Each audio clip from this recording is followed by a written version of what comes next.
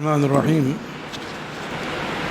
الحمد للہ والصلاة والسلام علی رسول اللہ وعلی آلہ ومن والاه اما بعد فعن عمر رضی اللہ تعالی عنہ قال بینما نحن جلوس عند رسول اللہ صلی اللہ علیہ وسلم اذ جاء رجل شدید بیاض الثياب وشدید سواد الشعر لا يرى عليه أثر السفر ولا يعرفه منا فجلس إلى النبي صلى الله عليه وآله وسلم وأسند ركبتيه إلى ركبتيه ووضع كفيه على فخذيه وقال يا محمد أخبرني عن الإسلام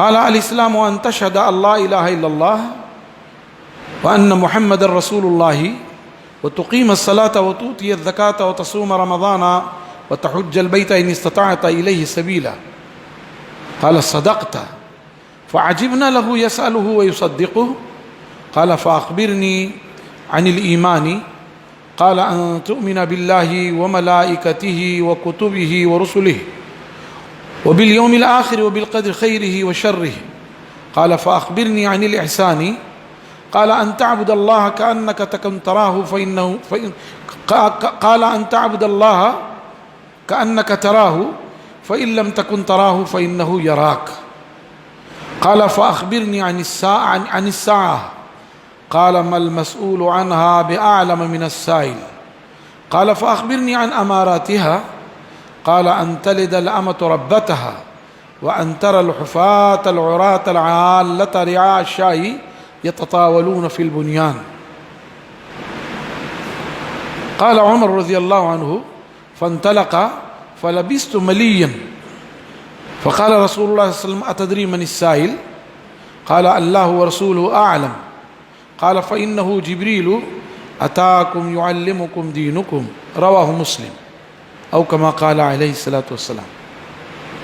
محترم حضرات، رمضان المبارک کی مناسبت سے یہ فیصلہ کیا گیا کہ بعد صلاۃ عصر مختصر سا درس ہوا کرے، اور اس درس کے لیے جو کتاب منتخب کی گئی ہے وہ امام نووی رحمۃ اللہ علیہ کی 40 ہے. 40 یعنی 40 حدیثیں.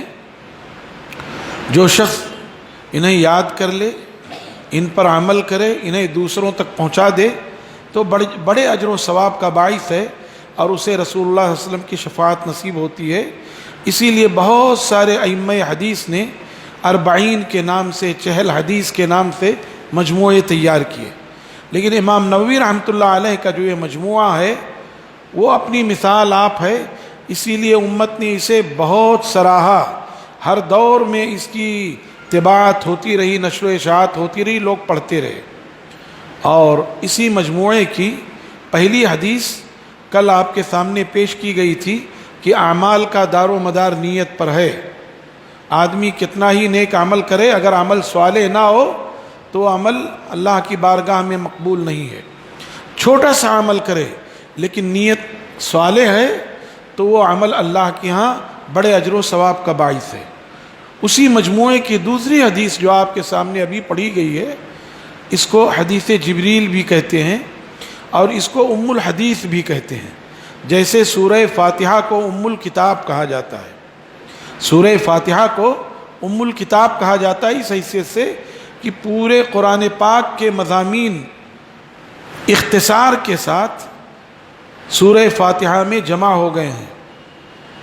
ایمان، رسالت، ایمان میں ربوبیت، الوہیت، اسماء و صفات، رسالت میں رسول اللہ صلی اللہ علیہ وسلم کی رسالت اور ما قبل تمام رسول، اسی طرح سے آسمانی کتابیں، راہ ہدایت، یہ سب سورہ فاتحہ میں جمع ہو گئے مختصر، اور اسی کی تشریح ہے پورا قرآن پاک. ایسی ہی یہ روایت جو ابھی آپ کے سامنے پڑھی گئی ہے، اس میں تمام احادیث کا مغز اور اس کا نچوڑ آ گیا ہے. اسلام کے تعلق سے سوال ہوا، ایمان کے تعلق سے سوال ہوا، احسان کے تعلق سے سوال ہوا، قیامت کے تعلق سے سوال ہوا، قیامت کی نشانیوں کے تعلق سے سوال ہوا، اور رسول اللہ صلی اللہ علیہ وآلہ وسلم نے مختصر طور پر ہر ایک کے بارے میں رہنمائی فرما دی اور تفصیل کے ساتھ پورا ذخیرہ حدیث موجود ہے۔ تو اس حدیث کو ام الحدیث بھی کہتے ہیں اور اس حدیث کو حدیث جبریل بھی کہتے ہیں۔ بڑی جامع روایت ہے اور اس کے راوی بھی سیدنا عمر ابن خطاب رضی اللہ تعالیٰ عنہ ہیں۔ بہت سے عاقبت نااندیش منکرین حدیث جو حدیث کے ذخیرے کا انکار کرتے ہیں، کہتے ہیں ہمارے لیے قرآن پاک کافی ہے، لیکن ان کی بے سر و سامانی کا، ان کے حماقت اور بیوقوفی کا عالم یہ ہے کہ وہ 2 قدم بھی نہیں چل سکتے۔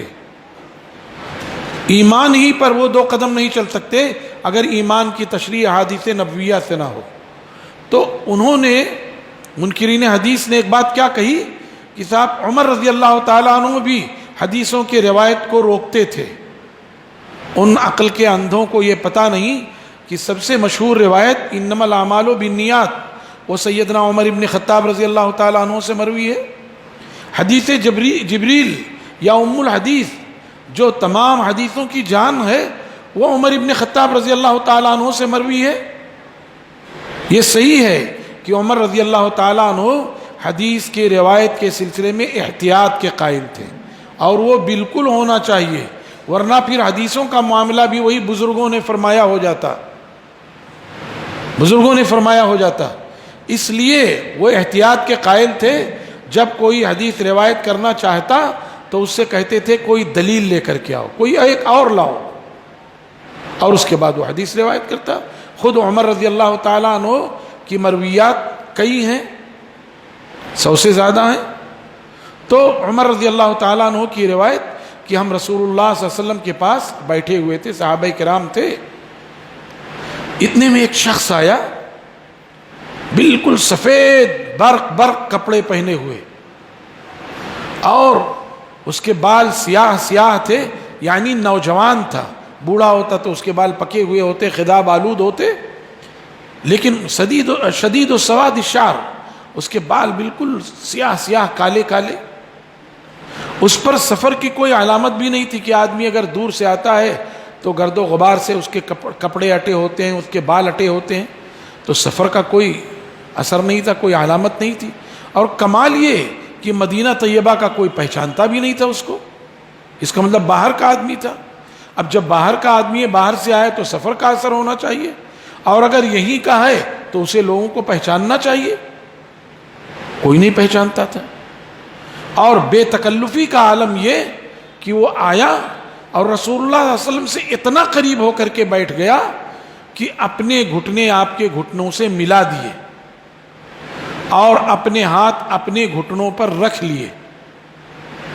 رسول اللہ صلی اللہ علیہ وسلم کے گھٹنوں پہ نہیں رکھے، یہ تو بے ادبی کی بات ہے، اپنے گھٹنوں پہ بالکل قریب ہو کر کے بیٹھ گیا اور اس کے بعد سوال جواب شروع کر دیا۔ اب ظاہر ہے کہ اگر کوئی پردیسی ہوتا یا کوئی نامعلوم شخص ہوتا تو ایسے بے تکلفی سے سوال جواب کہا اخبرنی عن الاسلام، اور کیا کہا یا محمد اخبرنی عن الاسلام، یا محمد کہہ کر کے، اور حیرت میں لوگوں کو ڈال دیا کہ مدینہ طیبہ تو شہر ہے، شہر کے لوگوں کی بات چیت، ان کا انداز مہذب ہوتا ہے، اور جو دیہاتی ہوتا ہے وہ گنوار ہوتا ہے، کھردرا پن ہوتا ہے اس کے ہاں۔ سیدھا پہنچتے تھے دیہاتی لوگ، یا محمد من منکم محمد، تم میں محمد کون ہے؟ اور جب بتاتے تھے وہ گورے چٹے جو دیوار سے ٹیک لگائے بیٹھے، کہا آپ ہیں؟ کہا میں آپ سے سوال کروں گا، اور سوال بھی بہت سخت قسم کا کروں گا، آپ کو برا نہیں لگنا چاہیے۔ کہا ٹھیک ہے۔ زمام بن ثعلبہ تھے اور انہوں نے سوال کیا تھا، اور سوال و جواب ہی میں وہ ایمان لے آئے۔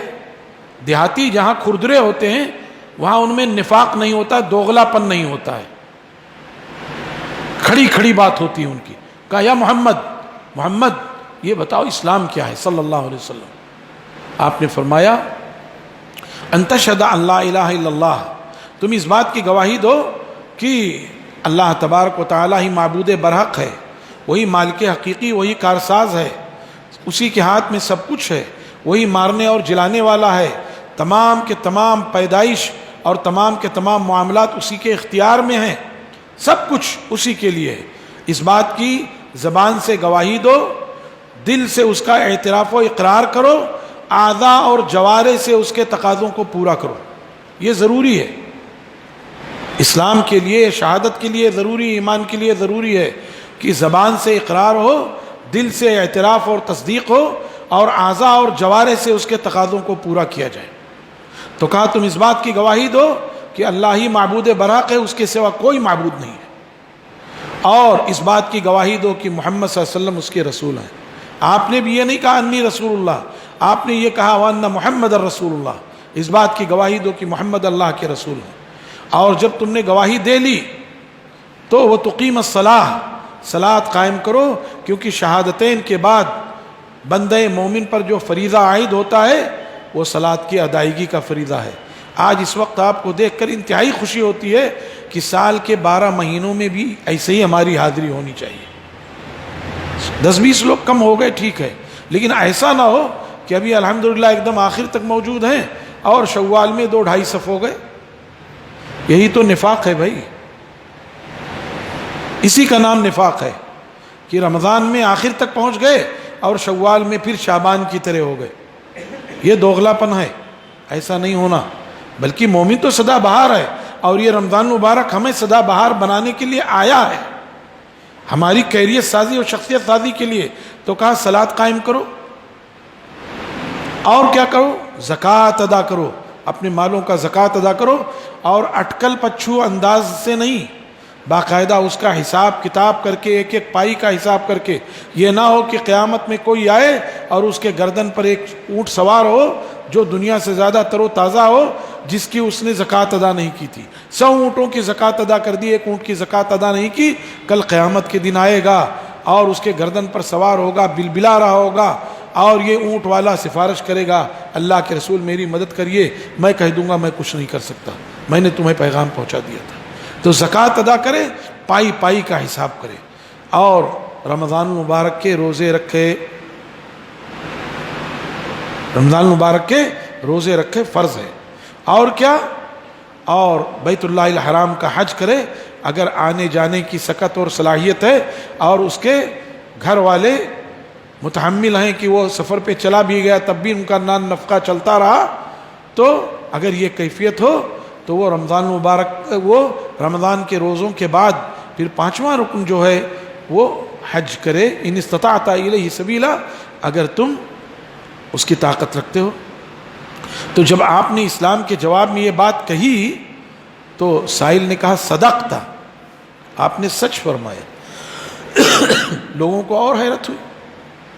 ایک تو ویسے ہی سفید زرق برق اور بال سیاہ اور کوئی اسے پہچانتا نہیں، اور رسول اللہ صلی اللہ علیہ وسلم سے اتنا بے تکلف کہ آپ کے پیر سے پیر ملا، گھٹنے سے گھٹنا ملا کر کے بیٹھ گیا، اور جب سوال کیا تو سیدھا محمد نام سے سوال کیا، اور جب آپ نے جواب دیا تو کہہ رہا ہے صدقتا، آپ نے سچ کہا. اور حیرت ہوئی لوگوں کو. پھر انہوں نے اور سوالات کیے ایمان اور احسان کے تعلق سے. انشاءاللہ کل اس پر ہماری گفتگو ہوگی. پھر جب یہ گفتگو ہو چکی تو عمر ابن خطاب رضی اللہ عنہ کہتے ہیں کہ پھر ہم تھوڑی دیر ٹھہرے رہے اور وہ سائل چلا گیا. تو آپ نے پوچھا عمر جانتے ہو یہ کون تھا؟ میں نے کہا اللہ و رسولہ عالم، اللہ اور اس کے رسول صلی اللہ علیہ وسلم ہی بہتر جانتے. یہ بات آپ نے کب کہی تھی؟ جب رسول اللہ صلی اللہ علیہ وسلم ہمارے درمیان حیات تھے، ان کے درمیان زندہ تھے، تب انہوں نے کہا اللہ و رسولہ عالم. لیکن آپ کی وفات کے بعد صحابہ کرام جن کی تعداد 1 لاکھ سے زیادہ ہے، کسی سے بھی یہ ثبوت نہیں کہ انہوں نے آپ کی وفات کے بعد کہا ہو اللہ و رسولہ عالم. جیسے آج ہمارے ہاں بول دیتے ہیں اللہ رسول جانے، یہ شرک ہے. اللہ کے علم میں رسول اللہ صلی اللہ علیہ وسلم کو شریک ٹھہرایا گیا، جبکہ العلم المحیط الشامل الکامل خاصۃ باللہ تبارک و تعالی. علم محیط جو تمام کائنات کو گھیرے ہوئے ہو، سب کو شامل و کامل ہو، یہ علم صرف اللہ کے ساتھ خاص ہے. اور جب کوئی یہ کہہ دے اللہ رسول جانے تو گویا اس نے اللہ کے اس علم میں رسول اللہ صلی اللہ علیہ وسلم کو شریک ٹھہرایا ہے، اور یہ شرک فی صفات ہوئی، علم اللہ کی صفات میں سے. ظاہر ہے یہ بڑے گناہ کی بات. تو صحابہ نے کہا, ابو عمر رضی اللہ عنہ نے کہا اللہ اور اس کے رسول صلی اللہ علیہ وسلم بہتر جانتے. تو آپ نے فرمایا یہ جبریل امین تھے جو تمہیں تمہارا دین سکھلانے آئے تھے. گویا یہ حدیث پورے دین کا خلاصہ اور پورے دین کا ترجمان ہے, اور اس کا ایک حصہ ہم نے آپ کے سامنے بیان کیا کہ جب پوچھا اسلام کیا ہے تو آپ نے شہادت کی تلقین فرمائی, اور شہادت کا تعلق زبان سے بھی ہے, شہادت کا تعلق دل سے بھی ہے, شہادت کا تعلق اعضاء اور جوارح سے بھی ہے. اسی لیے ہم یہ کہتے ہیں کہ ایمان گھٹتا بڑھتا رہتا ہے. ہمارا ایمان اور جبریل امین کا ایمان برابر نہیں ہو سکتا, عمل میں کمی اور بیشی ہوتی رہتی ہے. پھر آپ نے صلاۃ کی تلقین فرمائی, اور آپ صلاۃ کے تعلق سے اندازہ کیجئے کہ زندگی کے آخری لمحات میں بھی آپ نے فرمایا الصلاۃ وما ملکت ایمانکم, صلاۃ اور وہ جن کے تمہارے ہاتھ مالک ہیں یعنی تمہارے زیر دست ہیں ان کا خیال رکھنا, چاہے وہ غلام ہوں, چاہے وہ بیوی بچے ہوں, بھائی بند ہوں جو تمہارے ماتحت ہیں ان کا خیال رکھنا. اور پھر زکوٰۃ, زکوٰۃ تو وہ چیز ہے کہ اگر بندے نے ادا نہیں کیا ہے تو جس مال کو اس نے سنبھال کے رکھا ہے کل یہی مال اس کے لیے داغنے کا آلہ ہو جائے گا. الذین یکنزون الذهب والفضة ولا ينفقونها فی سبیل اللہ فبشرهم بعذاب علیم. وہ لوگ جو سونے اور چاندی کو جمع کر کے رکھتے ہیں, روپیہ پیسہ جمع کر کے رکھتے ہیں اور اسے اللہ کے راستے میں خرچ نہیں کرتے, اے نبی صلی اللہ علیہ وسلم آپ ایسے لوگوں کو عذاب علیم کی بشارت دے دیجئے. یوم یحمى علیہ فی نار جہنم, یاد کرو اس دن کو جب اس کو جہنم کی آگ میں تپایا جائے گا اور اس کے ذریعے ان کے پہلوؤں کو, ان کی پیشانیوں کو اور ان کی پیٹھوں کو داغا جائے گا, اور بہت زیادہ ہوگا تو جسم میں بڑھا دیا جائے گا. ایسا نہیں ہوگا کہ ایک سکہ دوسرے سکے پہ رکھ دیا جائے, ایک پلیٹ دوسرے پلیٹ پہ رکھ دی جائے, نہیں, ایک پلیٹ الگ دوسرا پلیٹ الگ, اور اس کے ذریعے داغا جائے گا اور اس کے جسم کو پھیلا دیا جائے گا. تو زکوٰۃ بڑی اہم چیز ہے میرے بھائیوں اور دوستو. دنیا روکھی پھیکی گزر جائے لیکن اگر زکوٰۃ کے سلسلے میں ہمارا مواخذہ ہو گیا تو اللہ کی پناہ, پھر اللہ کی پکڑ سے ہم بچ نہیں سکتے. ایسے ہی رمضان مبارک کے روزوں کا معاملہ ہے, ہر دن ہم اس کی نیت کریں, اور اسی طریقے سے اور ختم سحر سے پہلے نیت کر لیں. اسی طریقے, اور نیت دل کے ارادے کا نام ہے. اسی طریقے سے رمضان مبارک میں اپنی تربیت کے لیے اپنی زبان کو جھوٹ سے, غیبت سے, چغلی سے, گالی گلوچ سے, اپنے اعضاء کو, اپنے ہاتھ اور پیر کو برے کاموں سے محفوظ رکھنا, یہ اس لیے تاکہ رمضان گزرتے گزرتے ہم اور ہمارے اعضاء اور جوارح عادی ہو جائیں. اسی طریقے سے اللہ نے جسے استطاعت نصیب کی ہے وہ بیت اللہ الحرام کا حج کرے. تو آپ نے سوال کیا, جبریل امین نے سوال کیا اور آپ نے اس کا جواب دیا, اور یہ جواب دے کر کے گویا صحابہ کرام کو دین کی تعلیم دی گئی. اللہ تعالیٰ سے دعا ہے کہ اللہ تعالیٰ ہم سب کو دین کی سمجھ عطا فرما دے. جسے دین کی سمجھ مل گئی وہ دنیا کا سب سے خوش نصیب انسان ہے.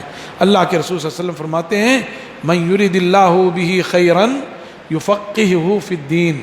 اللہ تعالیٰ جس کے ساتھ بھلائی کا ارادہ فرماتا ہے اسے دین کی سمجھ عطا کر دیتا ہے, اور پھر وہ اس سمجھ کے مطابق خود عمل کرتا ہے اور دوسروں کو اس کی دعوت دیتا ہے کہ ہمارے دین کی پکار یہی ہے, آؤ دین سیکھیں, دین پر عمل کریں, دین کو دوسروں تک پھیلائیں. اللہ ہمیں اس کی توفیق عطا فرمائے, ہمارے روزے کو, ہمارے قیام اور جو ہے صدقات و خیرات کو قبول فرمائے. وآخر دعوانا ان الحمدللہ رب العالمین وصلی اللہ وسلم وبارک علی نبینا محمد وعلی آلہ وصحبہ اجمعین ومن تبعہم بإحسان الی یوم الدین.